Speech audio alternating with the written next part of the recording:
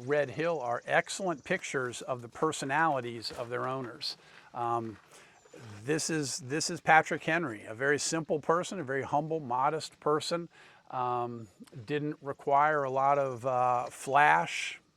Yet he was able to, at the time of his death, there were 11 of his children that were alive, and he was able to provide land or cash to each of those children and die completely without debt. So we're getting ready to go inside Patrick Henry's Red Hill.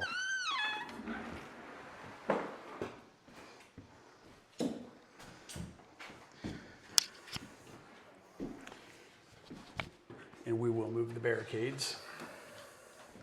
Again, I'm getting a lot of access that normally you would never get here at Red Hill.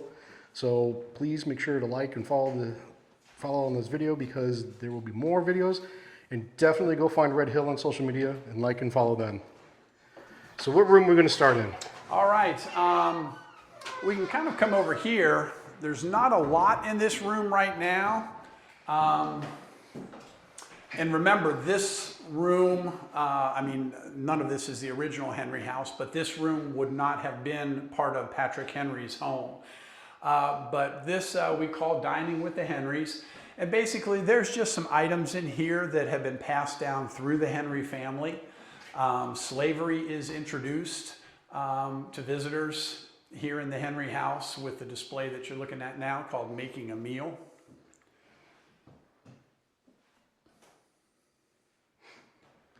And are these some of the artifacts that are original to members of the Henry family? All these are original to the Henry family. Specifically Patrick Henry, I don't believe any of these are dating back to Patrick's time. Now, Lucy was the last Henry descendant to live here, correct? To own and live here, yes. To own Red Hill and to live at Red Hill. And has been owned by the memorial since 57? The year after she passed away. So she died in 1944. Then the Patrick Henry Memorial Foundation was established, and they purchased it in 1945. Okay, I'm following you. Okay. Following your lead. All right, so now we are going to go into, I will move the barricades. Now, whenever I take visitors in here, whether they're students or whether they are adults, I do remind people that we are going into a historical area with actual artifacts that some of them date back to Patrick Henry's time. There are some items in here that belonged to Patrick Henry. So when I remove the barricade and we go in, I always remind visitors, we got to be careful. So we can't touch it, or I can't steal it? Which is it? Both. How's that? Now, I want to remind everyone who's watching this video, this is very special permission that has been prearranged with Red Hill. So we're not breaking rules. That's right.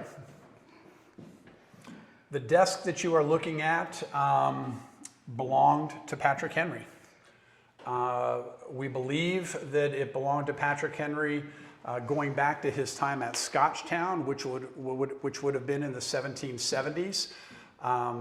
Patrick Henry gave the Liberty or Death speech. He did not write out his speeches, but he certainly prepared for arguments that he knew were going to be coming, whether he was an attorney, whether he was speaking out in the House of Burgesses, or whatever his situations were.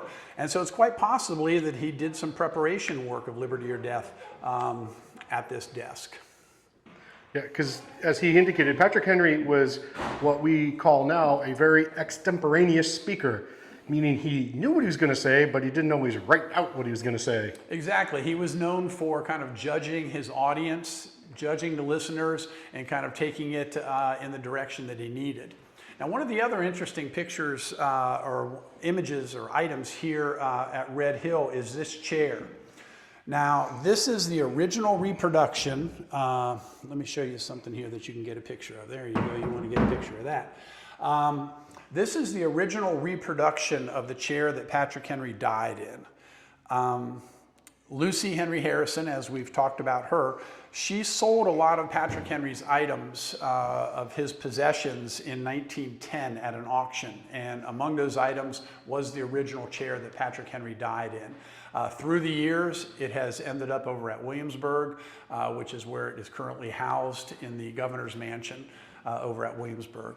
But this is the original. Several of them have been made here at Red Hill. This was made on the property of Red Hill. And several of them have been made. I think Williamsburg has made and sold a bunch of them over there. But this is the original reproduction of Patrick Henry's chair that he passed away in. The two tables that you're looking at here belong to Patrick Henry. So these are actually his property. Yep, and the one behind you, the dining room table. I did not do that. Not the high chair, but the dining room table is also a Henry piece. It's under a tablecloth right now. Well, it's set up for dinner. Yep, it's set up for dinner. Oh, I do love the minor details of the feet here that you can see right there. How it flutes out just a little bit. It's very, very indicative of the colonial era. Right, and they swing in, so this is something that would be able to be folded down and moved to the side, because as you can see, there's not a lot of room in here, and this would have been the main room in the Henry house. Now, what about the items that are behind over here, where there's a fiddle and a mirror? Now, I recognize the mirror as a Chippendale style mirror. Right, and the piano is a period piece. It's called a pianoforte. We do know that Dorothea played. Some of the kids played as well. Patrick probably messed around with it. Patrick did play the fiddle. That is not his. That actually belongs to me. And sometimes I'll play for visitors. That is a period piece, though. The piano is a period piece, but it's not a Henry piece. Same way with the chest of drawers and the game table. These are period pieces or near period pieces. We know that he had items like this, but these three particular items are not his. Now, Patrick Henry was quite musical. He actually practiced music most of his life, from the fiddle to the flute to possibly the pianoforte. Right. Do you know what his favorite piece might have been? We don't specifically know, but we do know that when he passed away, he had a library of about 220 books. And in that library was a multi-volume set of the works of Isaac Watts. Interesting. Now, are we allowed to go back in that area? We sure will.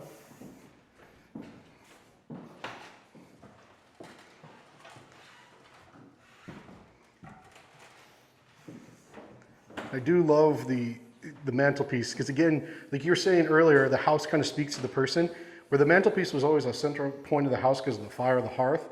His, unlike other ones you see in other founding father houses, this was not ornate. This was, it functions, I can hang my stockings, and we're good to go.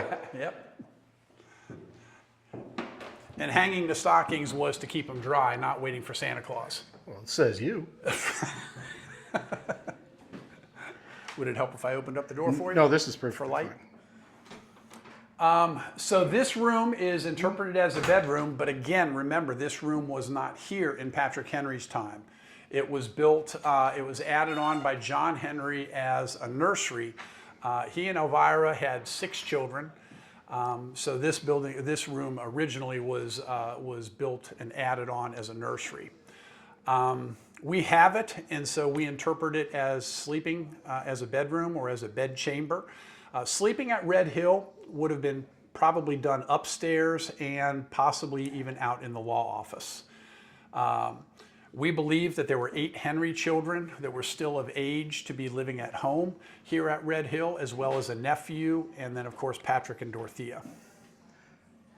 Yeah, because he at one point had a lot of people living here in a house that wasn't too big. Exactly.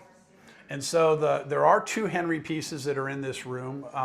The clothes press or armoire, the dresser over in the corner, is a Henry piece, as well as the wash basin, the wooden wash basin that the wig is sitting on, but just the basin, the stand, the wash stand. Interesting. The fireplace, the mantle, actually came from John Henry's version, or John Henry's Red Hill. So that's original to John Henry's home. Now, out of curiosity, you mentioned there's an upstairs. Is there any chance we can see the upstairs, or is that off limits strictly? I could take you upstairs. I could take you up there. There's not a lot to see, but I can take you up there. Let's go up there and show people. Sure. Again, I want to stress that we are getting a lot of special permission that normally is not granted. As we have to go back through the parlor. And then I'll put these back, I'll put the stanchions back after we walk out. What's that? Do you want us to come back out and then you can go? You can stay in here and just kind of hang, and I'll take him up there. Now I love this floor detail because a lot of places, the main entrance always had a really extravagant floor detail. And I find that interesting because it's always the floor. It's not the ceiling, it's not the walls. Right. It's usually the floor. Well, it also served a function. It also, covering up, being a floor covering, made cleaning the floor easier. You didn't have to worry about getting dirt out of the joints and things like that. So it served a function as well. Or like Monticello has a compass that's Exactly, yes. completely accurate. Yep. So we're getting special permission to go upstairs and see the upstairs of Red Hill, although he did say there isn't much to see. And in Patrick's time, it was probably accessible by a ladder and was almost more like a loft. You can see why we don't let the public come up here. Oh yeah, it's a small cramped area. Very small, cramped. And the heat increases exponentially. But these are some of the rooms that you have upstairs here at Red Hill. Yep, basically we're over the entrance and the one room here, and then we're over the center room here. Now you have a sundial over here that's tucked away. Yes, actually what used to be on display here, this sundial itself, not the base, but the sundial itself is in this picture in Lucy's version of Red Hill. That's amazing. So this sundial was in Lucy's front yard. Well, thank you for showing us the course. upstairs.